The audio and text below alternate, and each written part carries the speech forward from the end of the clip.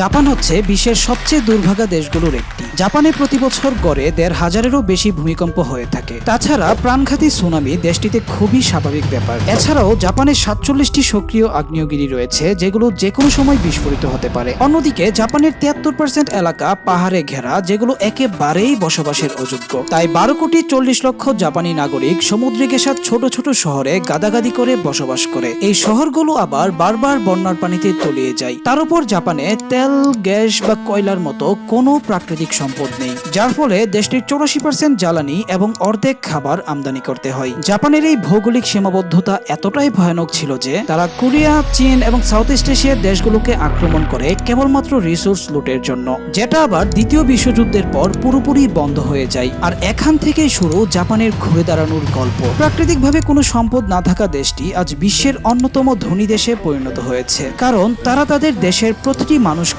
একটি সম্পদে পরিণত করেছে।